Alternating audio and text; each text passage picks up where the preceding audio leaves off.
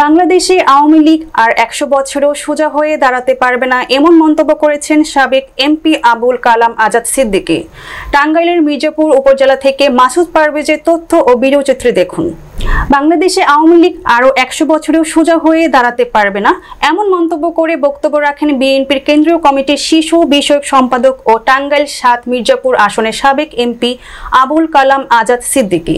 তিনি এমন বক্তব্য রাখেন মির্জাপুর উপজেলার বাসতৈল ইউনিয়ন বিএনপির আয়োজনে এক জনসমাবেশে। ১৫ সেপ্টেম্বর আন্তর্জাতিক গণতন্ত্র দিবস উপলক্ষে গণতান্ত্রিক বাংলাদেশ গড়ার লক্ষ্যে বাংলাদেশ জাতীয়তাবাদী দল বিএনপির উদ্যোগে জনসমাবেশ অনুষ্ঠিত হয়েছে। শুক্রবার ২০ সেপ্টেম্বর বিকাল ৪টার সময় উপজেলার বাসতৈল ইউনিয়নের খলিলুর রহমান ডিগ্রি কলেজ মাঠে এই সমাবেশ অনুষ্ঠিত হয়। উপজেলার বাসতৈল ইউনিয়ন বিএনপি এবং অঙ্গ সহযোগী সংগঠনের আয়োজনে এই সমাবেশ অনুষ্ঠিত হয়েছে। বাসতৈল ইউনিয়ন বিএনপি সভাপতি এস.এম. আজহারুল ইসলামের সভাপতিত্বে প্রধান অতিথি হিসেবে উপস্থিত ছিলেন বিএনপির জাতীয় নির্বাহী কমিটির শিশু বিষয়ক সম্পাদক ও সাবেক এমপি আবুল কালাম আজাদ সিদ্দিকী। এছাড়াও উপস্থিত ছিলেন উপজেলা বিএনপির ভারপ্রাপ্ত সভাপতি অ্যাডভোকেট আব্দুর রউফ ও সাধারণ সম্পাদক খন্দকার সালাউদ্দিন আরিফ সহ প্রমুখ। এ সময় উপস্থিত নেতৃবৃন্দরা বক্তব্য রাখেন।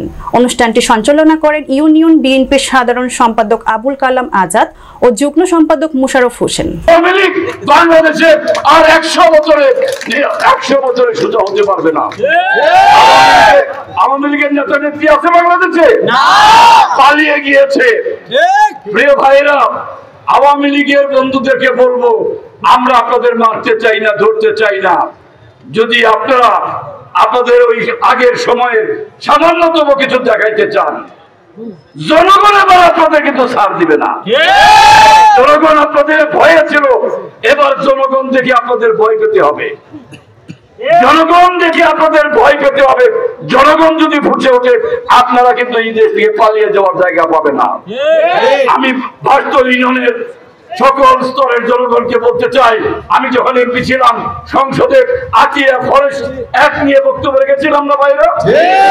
আল্লাহ যদি আমাকে বাঁচিয়ে রাখে, আগামী দিনে আপনাদের বুথের মধ্য দিয়ে এমপি হয়ে সংসদে যাওয়ার পর আমার প্রথম কাজ থাকবে এই পাহাড়ি অঞ্চলের আতিয়া ফরেস্ট সংসদে তুলে ধরা। ভাইরা, এই কথা বলে আমার বক্তব্য শেষ করছি। আল্লাহ হাফেজ। বাংলাদেশ জিন্দাবাদ।